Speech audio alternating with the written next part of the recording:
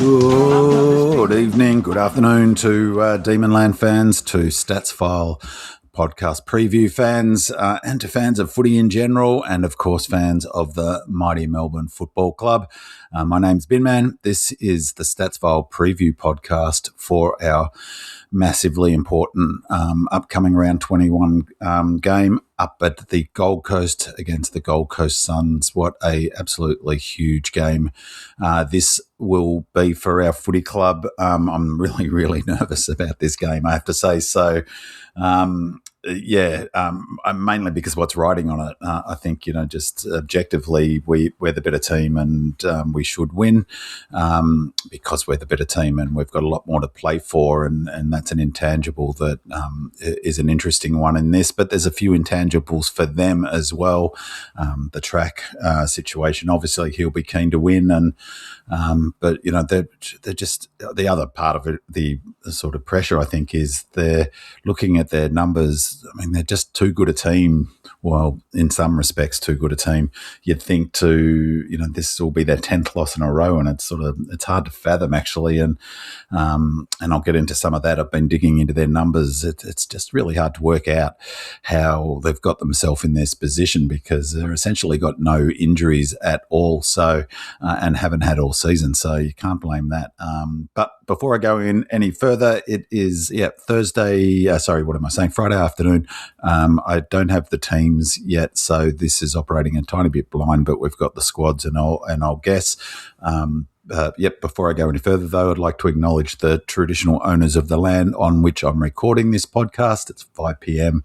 or thereabouts on Friday afternoon. To the Boomwrong people.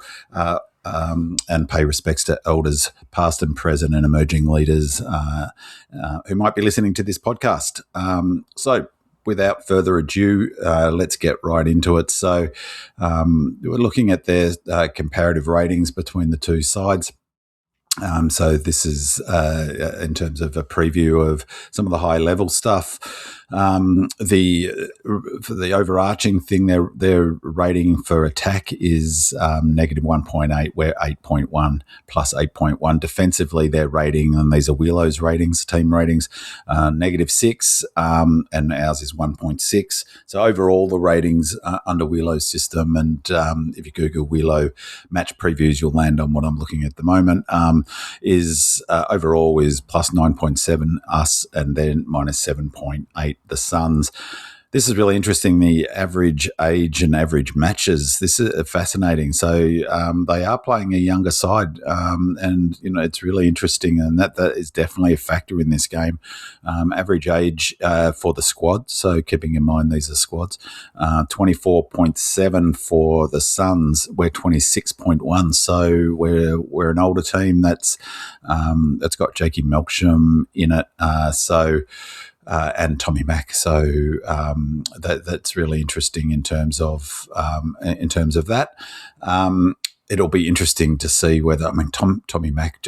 I'll get to that, I guess, in the selection, so I won't jump forward. But he's listed on the field, so it looks like that's not always a hard and fast rule, but he's not one of the interchange players, so.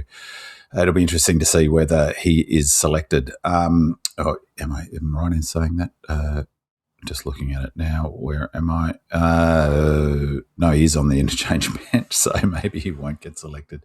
Going back to the average, so that's with Tommy Mack in it and with Melksham in it, so that average age is obviously pumped up a little bit with those two players in there, 26.1. And the average matches is really fascinating for the same reason, probably inflated by Melk and T-Mac, but nonetheless, it's a big sort of experience advantage to us. 111.8 average matches for the squad that we've got selected for Sunday, 93.4 for the Suns, so pretty inexperienced, well, comparatively, between the two sides. The overall head-to-head is 16 our way, 5 to them. At the venue, we're 5-2, so, it's not like it's a nightmare there for us up at the Gold Coast. And we're 8-2 in the last 10 matches, including, of course, the last game, which I'll speak to in a little bit. Really fascinating match from a range of factors, I think. So, And looking at their recent form, in terms of the Suns' recent form, I should say, I had this up before and then I jumped off it. So the recent encounters for us, we played them obviously earlier in the season. I'm not going to drill down on that game like I have with others, because it just seems, that was way back in April, round 4 in April, and I think so much water's gone under the bridge since then. But nonetheless, it was an exciting win, high scoring. We moved the ball super well from the half-back line, 109 to 89. They were favourites coming into that game. They had started the season on fire. Obviously, they're premiership favourites after beating the Cats in round 1. So a huge win for us, and it really got our season rolling. So before that, it was the previous year, last year, round 16 last year. They beat us by 19 points up at Gold Coast, and the match before that was round 3 of that year, and they gave us a big touch up at the G, 120 to 62 last year, which wasn't pleasant at all. So in terms of their form, they've won 7. I think I'm right in saying they've lost their last 9, so this would be 10 in a row if they lose on the weekend, which is, as I said, it's barely fathomable given their injury situation. They're 14th on the ladder, 7 wins, 12 losses. We're 12 wins, 7 losses for 7th at the moment. Their last 5 games, they got rolled by Carlton in what ended up being a high scoring game, 110 to 97. The Blues got up by 13 points. That was a disappointing loss for the Suns, who were right in that game right to the end. They lost the previous game, I think. So they're on their, is it 9? Yeah, 9 straight. But they lost the previous game up there at home, 68 to 77 against the Doggies. I got poleaxed by the Crows, 128 to 149 at Adelaide Oval.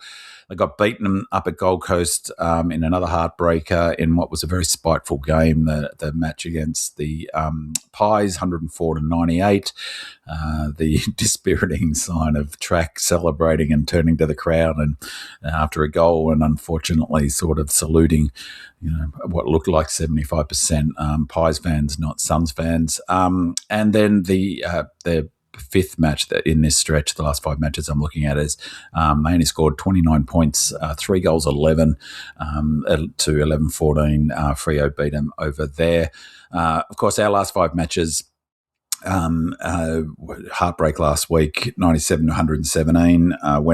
It sort of unpacked it a fair bit, obviously, in the Demon Lane podcast, but really disappointing loss. I think we were set for it. I don't really think fatigue was that big a factor. Of course, it was in the mix, but it was more, I think that we obviously the 101 points on turnover was the sort of most notable feature of that match. But yeah, really disappointing. And probably in terms of the players, I missed Neil. Was obviously I should have included in the most important players, though. Like I'll talk about today with King and Walter, I feel like the forwards are always a bit of a symptom. So as opposed to, of course, key players when you take your chances, kick goals, but his one-on-one opportunities were created by how well they moved the ball and really how poor we were on turnover, gifting those easy transitions and fast ball movement means one-on-ones and marks inside 50. So but he still nonetheless took his chances. Before that, we beat the Roos at Darklands, 16 points, and that was a really tough game. So we had, of course, back-to-back 6-day breaks. We rolled the Tigers before that, and then the Hawks down at Launceston, and our book ending their last 5 games, we lost to Crows at Adelaide Oval by 17 points in another close game. That was a really frustrating loss as well, though we were definitely fatigued in that game. So in terms of just our last 5 games and looking at the last 5 games of these two sides, it's always good, I think, to sort of look at the most recent form in the last 5 games is a good snapshot. They're only averaging 68.2 points in the last 5 games. So I'll talk to this, but in the keys to winning. So really, I think their ability to put the score on the board is been a problem for them all season, and it's a area of strength for us that I think we need to really leverage and lean into. In our last 5 games, conversely, we're averaging 97.4 points for. Average points against, we're giving up 85.4 in the last 5 matches. They're giving up 99.8. They don't have an average winning margin in the last 5 because they haven't won. Our average winning margin when we do win, 32.3 in the last 5 games. Average losing margin, they're 31.6 in the last 5 games. We're 18.5. And average total match points, 168 for them and 182.8 for us. That's looking at the last sort of, the high level summary of where things are at. Last week, of course, I mentioned before, Gold Coast unable to seal the deal, even after putting it. They were in a winning position, halfway through that last quarter. Ninth straight loss last week, and they gave up more than 100 points for the 7th time in those 9 losses. So they're at the moment also struggling to defend, which again for me is, I think scoreboard pressure is going to be critical. We, of course, missed a gilt-edged opportunity to put a big gap between us and Cats in terms of top 6. I think the Cats will now make top 6. That was a key win. I think they'll run the table from here. And, of course, losing our first game at the MCG this season. So still a fortress, but Cats found a way into our fortress last week. Really disappointing loss. Did a lot right, but also did a lot wrong. And as King has mentioned, we just didn't play demon footy, as he called it, in that period. Made a lot of errors, 16 turnovers under no pressure, which was a huge factor in that game. In terms of the comparative injury list, really the Suns don't have one. They don't have any of their best 23 not available. They've had a dream run all season with injury. So really, makes it even more inexplicable as to where they find themselves at this end of the season, at the business end of the season. So conversely, we've struggled all season with injury, and I put the jinx on us when I mentioned how well our back 6 were going, and that, that was in large part, or a big part of that was the synergy that the team had been developing down back. And I said that before the Roos game, and then, of course, we lose Disco and CJ out of that mix. So at the moment, we've got, he was massive out last week, Disco, so much bigger out for us than Holmes was for them. There's no question about that. And so, Daniel Hoyne was talking about that on the full-on footy analysis he does on Tuesday night about how big a factor it was, him being out. Massive influence in that game. Potentially we win it with him in. That's how big an out he was. So on our injury list, it's looking better. But still, a lot of our best players out. Great news, as I said last week, that Lindsay, he's going to play this weekend. So he's off the injury list sort of, but Disco, Viney, Myercheck, Cully, AMW, depending a little bit what happens with CJ and where those injuries at, and Windsor. There's a lot of tests this week, so but they're the ones who are definitely no tests. Lindsay is playing, and hopefully, I'm really hopeful that he will get back before finals, because I think he is a much underrated player, really important player for us off the halfback flank. It'd be interesting to see whether he can get in, I guess, down there. They've been so strong back there. And also great news to hear Viney is back into full training. If we could get him come finals back in the team, that would be a huge fill-up, but it would just be terrific. So, that's a big in for us if he can make it back for finals, slot straight into Fitzgerald role. In terms of selection, Suns in, keeping in mind this is the squads. So who's at the Suns are in is Closey, Jake Rogers, Farrar and Ethan Reid. Where's ours? And out is Caleb Lewis. In for us into the squad. Or out, we'll start that way. Is Kay Chandler injured. Didn't need that now. He's been a bit off his form of late. But I don't know when he broke his hand or finger or whatever it was. So he's out. Latrell Pickett, concussed. That was a real blow pardon the pun, but real, disappointing for him. So he's out with the HIA concussion, hopefully back next week, and Lucas Cook was dropped. And so we're bringing into the squad comes Heath, Windsor, Salem, CJ, Melksham, and Xavier Taylor, who gets an emergency, a run as an emergency on the back of some okay form, though he didn't really get a glowing report from his coach in the VFL write-up of the AFL listed players, I have to say. So I was a bit surprised to see him selected as an emergency.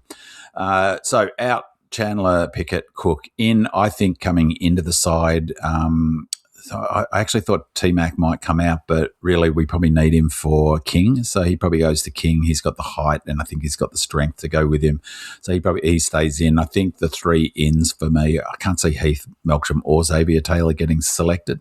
A lot of people calling for Heath coming in, but I think that Maxi off the 9-day break, I think he'll run Moyle into the ground and look to be a sort of the dominant player that he hasn't been for a week. He's a proud fella, and I think it's due for a huge game from him, and I could really see that, and ditto to Cozzy, to be honest. So for me, the ins I think will be, and I mean, assuming they come up from their tests, so you just don't know, I guess. But Caleb Windsor, Christian Salem, and CJ, I think will come in. I think Christian Salo will go forward, play half forward, and I think Windsor will also be that half higher forward role, and CJ goes down back and takes the role that Lucas Cook was playing. Betting. Interesting, this one. So we're $1.60, they're $2.36. If I'm honest, I would have thought maybe $1.50, $2.50, but it sort of speaks to the markets. There are a few variables in their favour.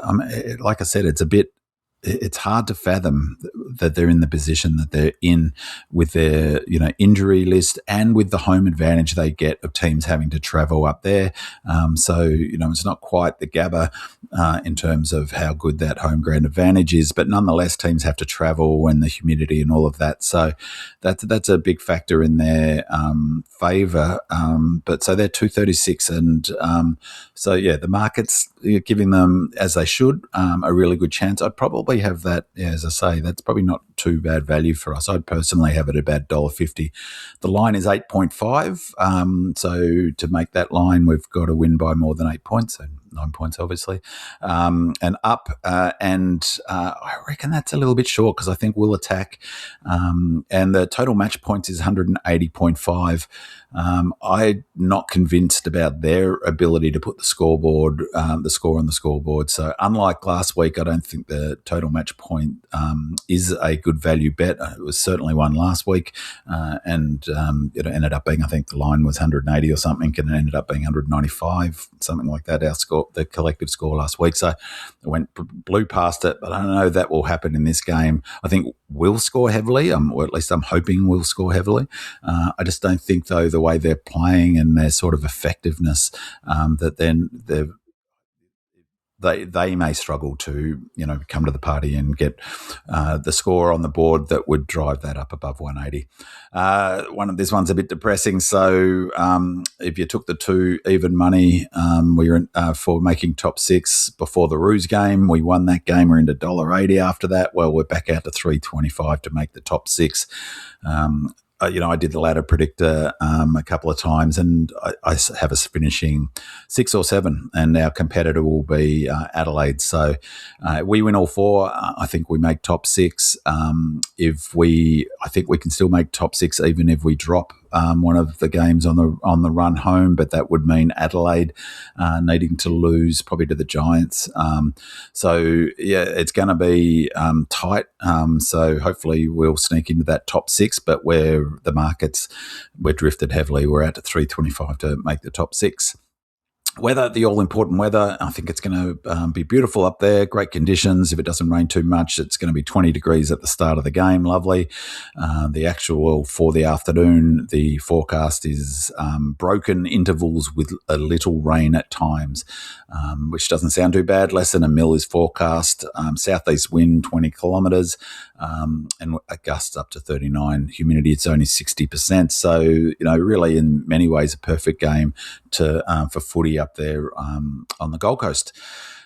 Just looking at a sort of quick overview of our comparative strengths and weaknesses. Obviously, I'll drill down a little bit in terms of, what I think the keys to winning from a stats perspective and game perspective. So time in forward half, we 51.6% of the time, they're 50.1%. They hold the ball a bit more than us, so we've got negative time and possessions. These are differential for these ones, and they're plus 0.8. So they hold the ball a little bit more than us. Contested possessions is really interesting. It definitely will be one of the keys to winning. In terms of differential against our opponents, we're plus 3.7 contested possessions per game, and they're minus 2.6. And clearances, we're plus 1.6, and they're minus 5.7. Both of them are really important for this game. I cannot. I think that's a sign of something that not is all right up there, because for a Hardwick coach team to be in the negative for contested possession differential against their opponents, that wouldn't happen too many times in his coaching career. He puts a lot of stock on post-clearance contested possessions and winning the contest and pressure. And they're a little bit less direct or sort of metres gained and forward half footy than they have been, well, certainly than the Tigers were, and a little bit less than us. I'll go through these in more detail when in the keys to winning, but attacking, we have them covered pretty well, except for one defensive 50 to forward 50 percentage. They're slightly better than us, 24.3, but their scores for inside 50, their scores for inside 50 is only 44. Percent of the time, we score 45.6% of the time. So defense is the other one. I think, I haven't put it as one of the keys to winning, but obviously it'll be important. We're giving up 90.6 points a game. They're giving up 92.7. They're defending turnover slightly better than us. Points from stoppages, we're defending a little bit better, which is a good thing for us into this match because winning stoppages will be super important and scoring from stoppages. So inside 50s, we're pretty roughly level. So our defensive numbers are, fairly similar. And so, for me, a big part of it will be attack. So looking at before, as I said, we're plus 8.1 for attack under Wheelo's rating system, and they're minus 1.8. So what's that? A 9.9 differential, whereas the defensive differential is 7.6. So 7.6 points. So rating points gives us, I think that it really puts an emphasis on attack, although, it goes without saying defending is going to be important. One of the things just in terms of comparing them, I had it in my mind that we were probably, that they weren't transitioning the ball super well, but, they're actually not too bad. They match us pretty well for most of the transition numbers. Change to score percentage, for instance, where 22.7% of the time our chains result in a score, and they're 21.5. So it's roughly in the same ballpark. They have us for defensive 50 to forward 50 percentage, 24.3 to 24. So some of those sorts of numbers are actually pretty similar in terms of the way they transition the ball. Yeah, a bit to my surprise, I must say. So in terms of, moving on, where are we? Moving on to the key, I'll just jump it around here a little bit. I missed the key players for them, or at least, their rating points. So their top 10 players in terms of their player rating points, track, not surprisingly, 16.6 player rating points. It's dropped off a little bit. It was up in the 17s, close to 18 for a big chunk of the season. Then there's a huge drop-off to their next rated player, which is Noah Anderson, 12.8 rating points. He has not had as dominant a season as he's been. I mean, he was their number one rated player from memory last year, I'll speak to him in a sec. But he sort of had a great game last week. This one was interesting. Bodie Hewland is their third highest rated player, 12.4. Matt Rao, fifth. 11.9, so he's only played the 14 matches, but not his best season, that's for sure. Touk Miller is 6, Ned Moyle is 7, Mac Andrew is 8, Sam Collins is 9, and Will Powell is their 10th rated player.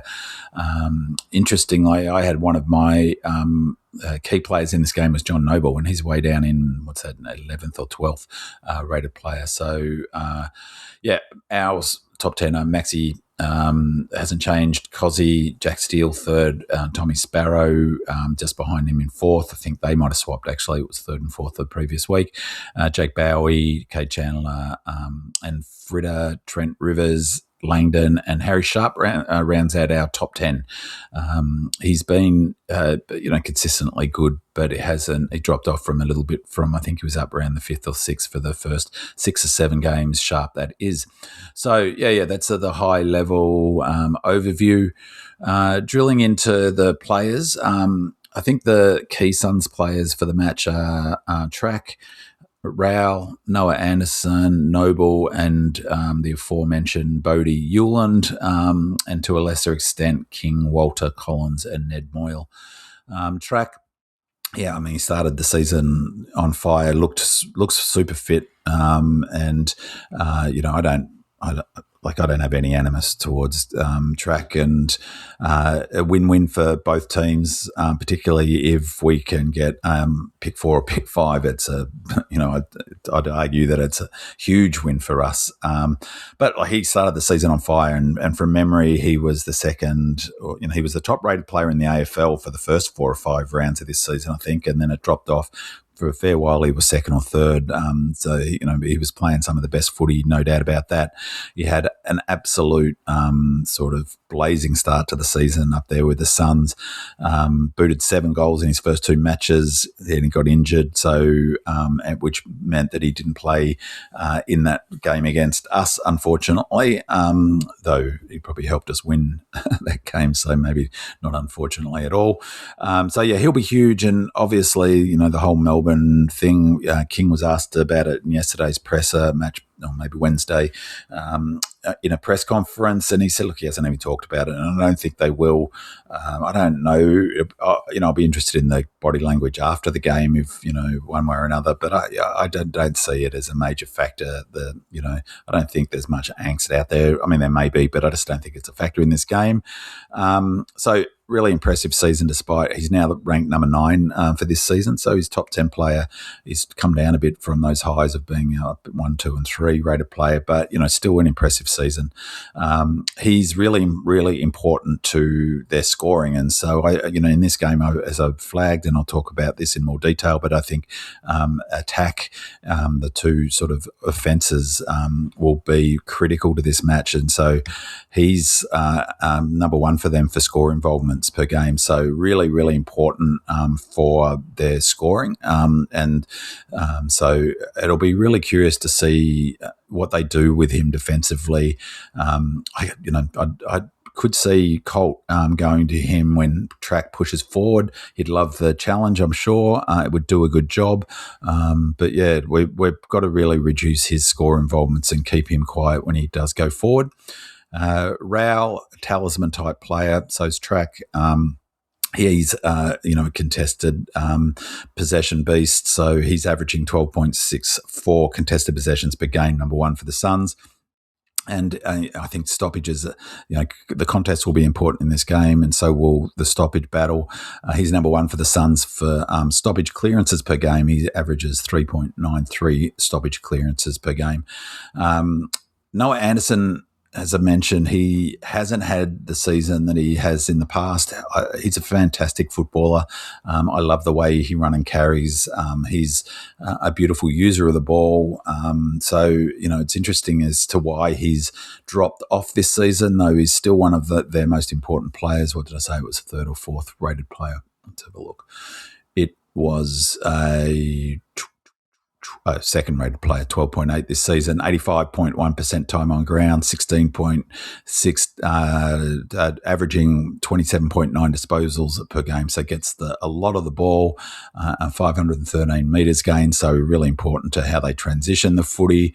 He's averaging nearly 10 contested possessions per game, so 9.3. So he gets his own footy. Track on that, by the way, is almost 12. He's 11.9 contested possessions per game, 5.2 clearances a game. Track is 5.5. So really important player if he's up and about. Noah Anderson, really key for them. So it'll be really interesting to see what sort of work we put into him. I don't know that we'll tag him, but it will be interesting to see what we do with him to limit his involvement. Last week, as evidencing how important he is to them, last week he recorded a team high 11 score involvements from his 30 disposals, 649 metres gained, and 9 marks. So all were team high, I think, or at least the metres gained were. And so super important to them. Score involvements is a big factor as well. But also his centre clearances. He's number one for the Suns for centre clearances. He's averaging 2.94 centre clearances per game. So a really important player. Noble, I think, I was a bit surprised his rating was where it was, so 11s or something from memory. He's, I think, a really important player in particular for how they move it from the back half, but defending ground balls and winning ground balls in their D50. Really important. I think that's going to be really important in this game. He's averaging 19 uncontested possessions per game. He's averaging 21.47 effective disposals per game. Both of them are number one for the Saints, for the Suns. And he's also number one for metres gained per game, 546.32 metres gained he's averaging per game, number one for the Suns. So really important to their transition game as well, as is Noah Anderson. It'd be important to limit his impact, and particularly he loves to run and carry. He also plays the Quain or quarterback role a fair bit. So ideally, we keep the ball out of his hand as best we can. I think that will be really important for this game, setting up and reducing their ability to move it effectively from the back half. Similarly, Bodie Hewland, who's a player who I've got a lot of time for, love his effort, love his intensity. He's only a young player. He played, he's been in that team right from the get-go. He played his 50th game this year. I think he was 23 drafted. Pretty sure 23, maybe it was 22, but he's super competitive.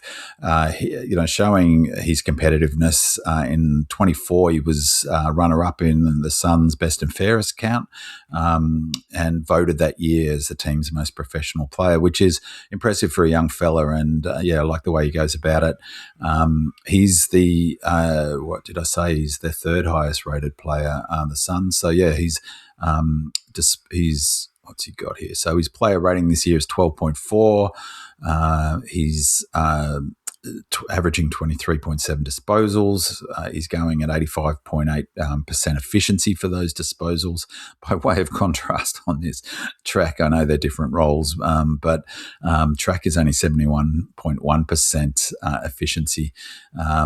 And so, 408 metres gained, Bodie Hewland, I should say, Udi Boland. So there's an important player, and similar to Noble, important by the way they move, moving the ball from the back half, and also I think ground balls inside 50, inside our forward 50 are going to be really important. So their ability to defend those ground balls, our ability to score from those ground balls, I think will be a really key factor in this game. And so therefore both Noble and Hewland will be important in that space. He, interestingly, this year he's played every game this season. He's going at 86.4% time on ground. Only Collins, Mac Andrew and Ben King, all key position players, have more time in ground. So given he's a half-back flanker, which is a hard running position, and he's obviously super fit. And so, impressive young player. Wouldn't mind getting him to the Melbourne Footy Club if the Suns are giving players away. I think other just briefly, the King is number one for the Suns for marks inside 50 per game. Walter is number one for the Suns for contested marks per game. So both those key forwards will be important. I suspect will be interesting. Walter is physically strong, so we struggled last year with Neil. I maintain, though, I probably missed him in being an important player, obviously. But as I said, I think it was about the speed of ball movement that caught us out. And probably the other thing, just reflecting on last week, that I probably missed tactically is how high up the ground the Cats like to press their defence and squeeze it up. And the Suns don't do that as much. And so I don't think we'll be exposed one-on-one as much. And they don't move the ball in quite the same sort of effectiveness as the Cats, though, as I said before, better than I thought they did. So I just don't think we'll have as many situations where our defenders are caught one-on-one out. And Cook, it was a pretty tough position for him to be in last week, I thought. So they're both important players, King and Walter, but just like I said with Neil, and I said earlier, that I feel like that the key forwards are often symptoms. So, if your team is moving the ball well and getting it inside 50, then they will do well. They'll get their opportunities and their looks. And so it's really more about putting pressure on up the ground. So where those kicks going inside 50 aren't to their advantage, to squeezing up and making sure that they haven't got the space to move into, to reducing the speed at which they can move the ball end to end in transition, so that there's less one-on-one opportunities for King and Walter. I think that, as I say, symptoms more than key players, but also it's important that we don't let them get too many easy marks. Collins, I think, will be important for the sort of opposite reason. I guess he's number one for them for the intercept marks. You'd think he'd get the job on Roos, so he's got an important job. And finally, the key players. For them, Ned Moyle, he's their number one ruck. He's got a huge job up against fresh Maxi. If he can get somewhere close to breaking even with Maxi in the ruck battle, then that'll go a long way to helping the Suns win. So he's important from that perspective. I just think Maxi, he's going to be fresh. I feel like watching Maxi last week that he played okay, but it looked a bit like he was carrying something. He was limping at one stage, and I wondered whether that corky, which sounds a bit innocent, that he copped at the beginning of the Roos game, that he was still not over it, which again is part of the battle of back-to-back 6-day breaks. And 6-day breaks, you just can't recover properly from games. So a massive factor from that perspective. He will love the 9-day break. I can see him. That's why I don't think Heath will get selected. I think that, basically Maxi will be 75, 80% time on ground and run Moyle ragged and force Moyle to chase him back up and down the ground. Interestingly, another thing, this would have been a hard one to miss, but hard one to get, I should say, but apparently there was footage of some clever tactical work last week of the Cats, and in particular Blickhav's dragging Maxi back and sort of getting him away from the contest. But I don't know whether Ned Moyle's got the running capacity to do that. But nonetheless, an important player. Some comments about, stands to reason, or, everyone knows who our key players are: Maxi, Cos, Chandler. We're going to miss, that's for sure. I think our other key players really, a bit like I said last week, are Jeffo and Roo. But just a sort of hats off, a key player for us, Jack Steele. One of the best recruits in my entire time I barracked for Melbourne. There would be he'd be up there in top 10 for sure in terms of recruits. I've just been blown away by everything about him. His professionalism, just the way he's slotted in. He's one of those players, as I've said a number of times, that you look up and he's racked up 15 possessions and you can't even work out where he's got them. He's just been terrific. So we barely have to pay anything for him.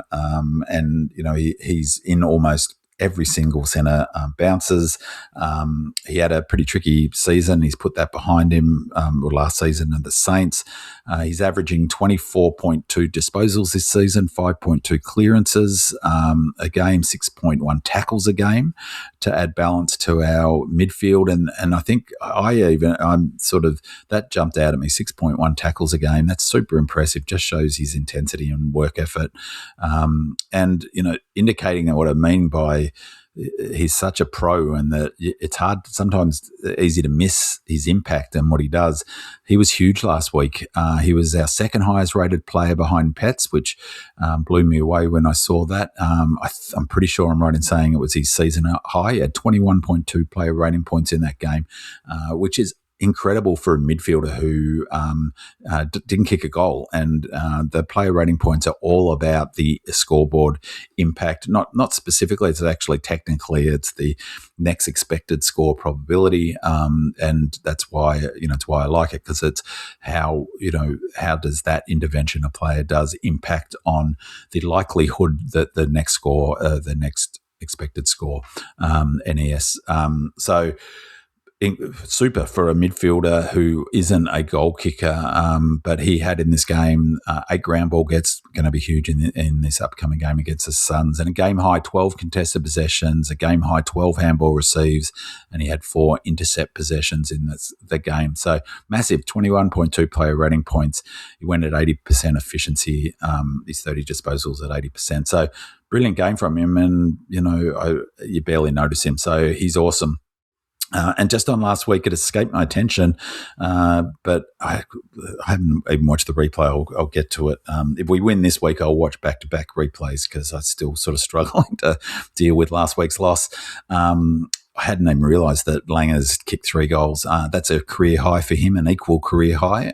He's only kicked 3 goals once previously, which was round 5, 2021 at the G against the Hawks. So well done, Langers, 3 goals.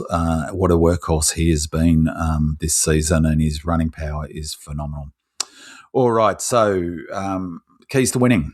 Scoreboard pressure. So for me, that's the number one. So it goes without saying, obviously, that you win games of footy when you score more than the opposition. But what I mean by scoreboard pressure is that I think what we really need to take them out of the game early.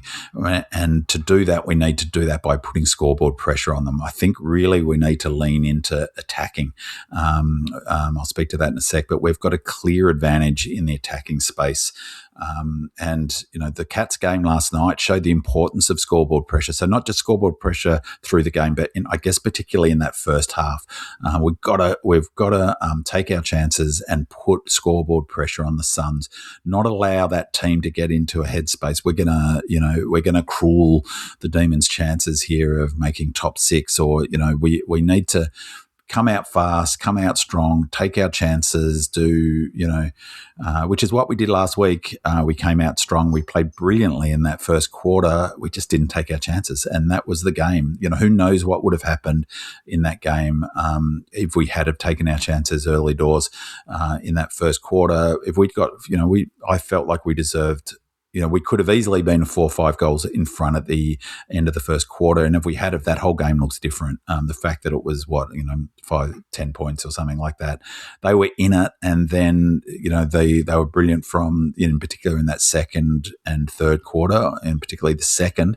But, if they'd been 4 or 5 goals down, it would have looked differently. The tactics they would have been able to employ would have been different. They perhaps wouldn't have taken so many risks. Perhaps they wouldn't have felt so emboldened to press up. Who knows? So, and they showed the advantage how important scoreboard pressure is in their wins over their win last night over the Pies.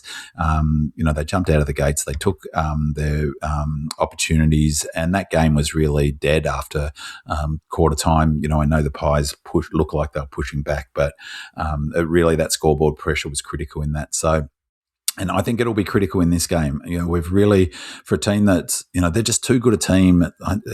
Like on paper, they're too good a team to lose 10 in a row.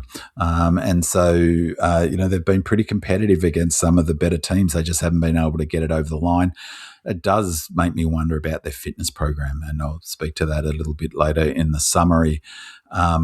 But in terms of the attacking stuff, I think for me, this is we'll win the game if we can put scoreboard pressure on and we can really leverage our advantage. We have the attacking space. So going through them, we're averaging 97.6 points a game. They're only 87.9. We're averaging 54 points from turnover per game. They're only averaging 51.7. This is a big one. We're averaging 38.8 from stoppages. They're only averaging 31.2. Massive. Chain to score percentage, 22.7% of the time. Our possession chains result in a score, and 21.5 for them.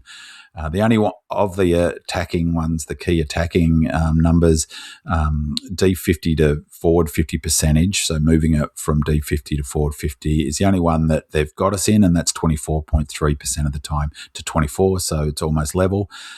Inside 50, 3.5 more inside 50s per game that we're having than them, so 57.2 to 53.9. We're having 3 more shots per game than them, and our scores per inside 50 is 45.6% of the time to their 44% of the time. So for me, that really is the game right there. I feel like that, we're just going to be loving the having that break and being fresh, and I can really seeing us attacking this game to right from the get-go, running the game out hard, and hopefully running over the top of them, hopefully taking our opportunities. If we do, I think we can win this game easily. So looking at the betting, if I was to bet on this game, it wouldn't be the time sort of total match point. I'd go the line. So a bit depends on obviously there's a lot of variables, but if we can sort of get our attack right and if we can score early, I could easily see us winning this game by 4, 5, 6 goals easily. And I think that there's a good chance that we will. So yeah, obviously looking forward to that. So for me, attacking and scoreboard pressure is critical. And there goes my dog, of course. So I think the next key will be winning the centre clearance and stoppage battles. So both the total number, the raw number of clearances won, and the scores from those clearances. It's, as I mentioned before, it's a real area of opportunity we can leverage. It's the truth for most weeks, evidencing that we're number 2 for average centre clearances in the AFL per game, behind the Lions. The Suns are number 16 for average centre clearances per game. We're number 1 for average differential with our opponent for centre clearances per game, ahead of the Lions, who are number 2, so it swaps around. For that measure, for average differential with the opponent, they're number 16, the Suns. So winning centre clearances is something that we really got to take advantage of, and will be critical, which is why players like Rowell and Anderson, who as I noted, Anderson is number 1 for them for winning centre clearances, and Rowell's number 2. So that both of those players will be key, but I think we really need to take advantage of our strength in that space. So it'll be interesting to see, I think, where Windsor plays if he plays. I don't think he will play in the centre, but I do feel like Fitzgerald is perhaps a bit lucky to be still in the team. Maybe that's a bit unfair, but but Cos is the one, I think. So in that space, Cos is the one that we've got to get on board and get running out the front of those contests at the centre clearances. Interestingly, even though we have them for average centre clearances and average differential easily, we're number 2 for average hitouts to advantage, and they're number 3. So I thought that's interesting. Obviously, we do a better job from there, but so it's not like they're hacks in that space. Around the ground stoppages are more level, so that was centre clearance stoppages. So there's closer to parity on around the ground stoppages, but we still have an edge in that space. So we're number 13 for average stoppage clearances. For around the ground clearances, stoppage clearances, they're number 17. In terms of scoring from stoppages, we're number 3 for average scores from stoppages, behind the Lions and Freo, and just ahead of the Swans. So, the best teams score from stoppages. We're up there, number 3 in the AFL. They're number 12 for scores from stoppages. So that's a big advantage for us, and something, again, that's really important that we leverage. So, however, interestingly, even though we have more centre clearances than them, so what did I say? So what was the centre clearances? Number 2 for average centre clearances behind the game, and they're number 16. Scores from centre clearances are a different matter. They're number 8 for scores from centre bounce. We're number 11, though the average is pretty close. So they're averaging 13.1 points per game from centre bounce clearances. We're 12.5, so fairly close. But that's a bit surprising, given it shows that they're getting more impact than us when they do, slightly more impact than us when they do win the centre clearances. But as I've talked about, it's obviously scoring from centre clearance is important, but teams are defending that much better. What's really important for us is the territory that you get from it. So that's a massive factor for us, and I think that the game will be won and lost in those two things: our ability to leverage our attacking and our ability to sort of dominate or get on top of them from centre clearance and stoppage battle, the totals and the score from. I think another key one will be beating them in the post-clearance battle. So this is something that I've mentioned a number of times over the years. Hardwick puts a huge emphasis on winning post-clearance, the importance of winning post-clearance contested possessions and what happens post-clearance. And it's something that's really important for us. So equity points are simply an aggregation of all of the player rating points up into to give a measure for things, for particular types of interventions or parts of the elements of the game. We're number 2 for equity points accrued post clearance. So that's the player rating points that a team accrues post clearance. We're number 2 for that. Indicating how significant that stat is that Sydney are number 1 for that. We're number 2, the Cats are number 3, Lions are number 4, Hawks are number 5, Giants are number 6, and Freo are number 7 for equity points accrued post clearance. So that's that is pretty clear how important that is. So we're playing with the big boys in that space, and given that so closely mirrors the ladder, it's clearly an indicator of what the best teams are doing. This late in the season, all of these numbers have got a real meaning to them around that. So we're number 2 for equity points accrued post clearance. They're number 10 for equity points accrued post clearance. So that would be disappointing for sure for Hardwick. This doesn't change every week, although I think it's less important this week, but is win the contest and pressure battle. I'm going to keep saying it, I guess, because I like how it sounds, but contest and pressure remain undefeated. And I mentioned before, I don't know that Hardwick really values the contest and pressure, and they're not going great in that space. So it's a really unusual dynamic for a Hardwick coach side. We're number 2 for in the AFL for the percentage of our total possessions being contested possessions, and again, sort of indicating that sort of importance of the contest, the way we're playing. Crows are number 1 for a percentage of total possessions being contested. And Crows, everyone's been pumping up how great they are in the contest. We're number 2. Cats are number 4. Interestingly, for total percentage of possessions being contested, the Eagles are number 2 in the AFL, which was super interesting, and it points to the way that McWalter wants them to play, which is, contest and pressure. And I think from memory, the Tigers are 6th or 7th. So similarly, so that's the percentage of their total possessions, but it just is a good measure of I think, a good indicator of how teams like to play. Crows, Cats, Eagles, we like to win the contest and a lot of contested possessions. So we're number 2. They're number 13 in the AFL for the percentage of their possessions being contested possessions. So again, that's not a number that would that's not a usual number for Hardwick, and I can't imagine you'd be happy with that.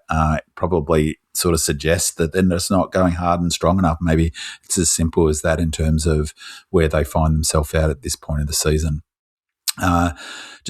In terms of ball winning, so one of the things I like about the equity points model is, again, it elevates it up from just the raw number of contested possessions, so how many contested possessions a team get, for instance, to ball winning equity points says what impact happened when you win those contested possessions. So equity points, as I mentioned, the player rating points, and the player rating points are scoreboard impact. What is the impact of the possessions and disposals and those things? So we're number 5 in the AFL for ball winning equity points, for how we win the footy and the impact that we get from winning the footy, and indicating again why this is clearly an indicator of a quality team. So we're number 5.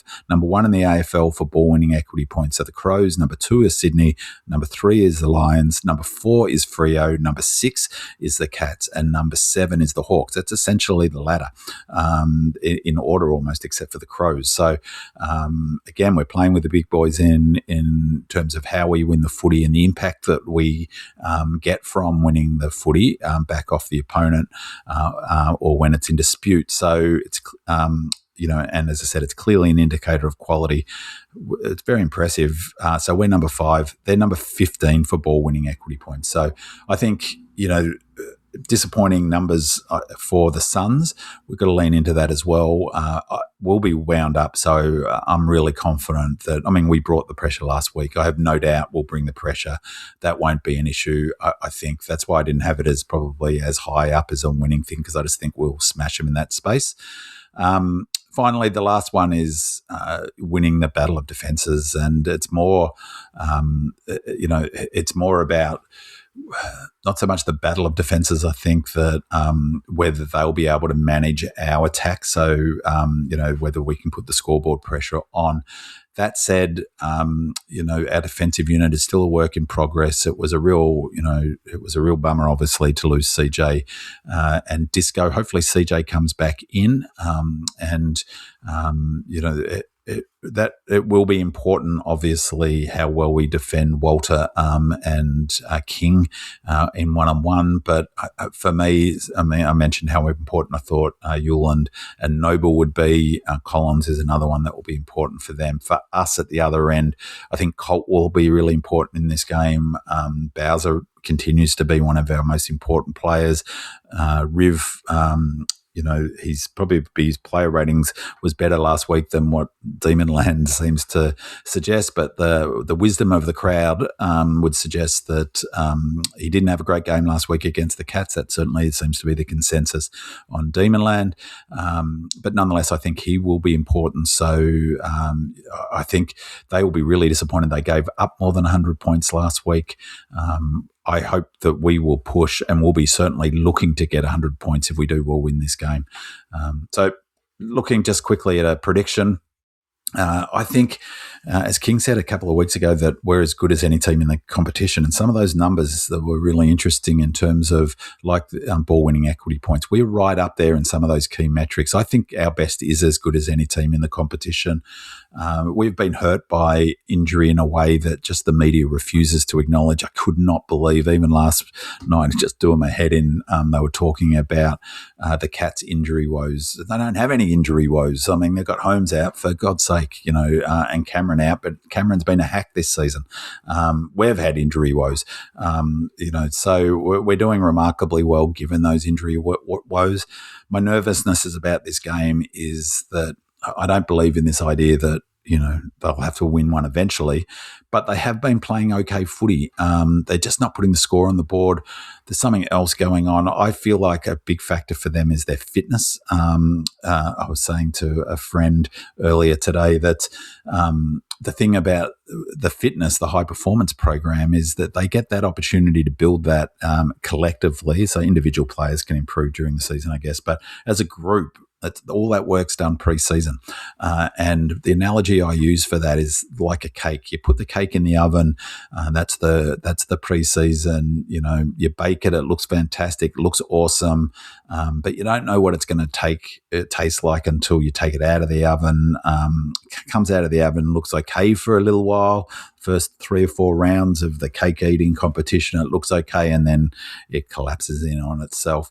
The problem is you can't put the cake back in the oven, and so there's no do-over with the cake. So if they haven't got their fitness base down, and I suspect that's what's happened, then you just can't ever get that back. They've got no excuses. As I said, they've barely had any major injury concerns all season, certainly nothing like us.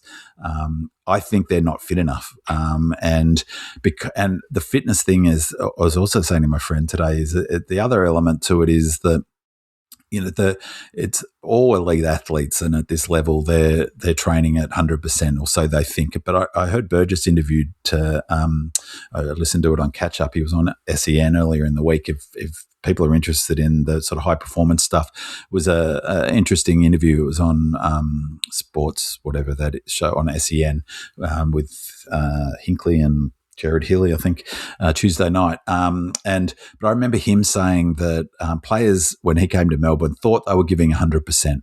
They if you had surveyed them, they'd all say, but but they're actually giving 99%, and it's that 1%, that 99, between 99 and 100, that really separates the best team's fitness from really good to a super elite. And I think we're in the super elite space. I don't think they are. So I think it's going to be a massive factor in this game. To me, that is one of the, at least a factor to consider as to where they're at in terms of the Suns, that is.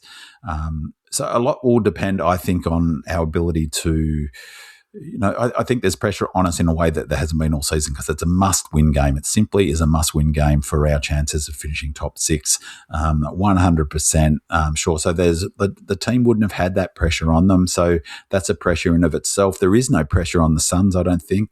They've, apart from losing 10 in a row, but they've dealt with losing 9 in a row. So I'm sure they'll put their big boys' pants on and deal with that. So it's a free hit at the stumps for them. I'm sure Hardwick will pump up how much traction, pardon the pun, that gets with the team, I don't know, but I'm sure he'll pump up that aspect of the game. But who knows, by the sort of carry on that happened last week with who was the Lombard, maybe there's maybe pumping it up and let's do it for track won't get any traction at all. So I don't know how big a factor that will be.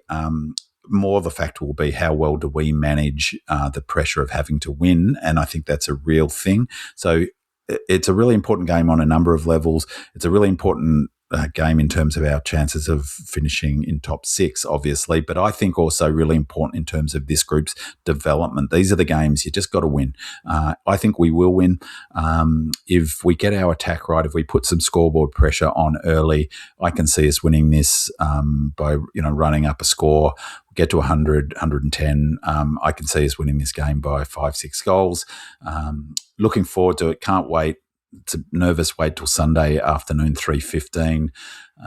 I will wrap up with the boys on Monday night with George and Andy, or Tuesday night, actually. We're doing it next week.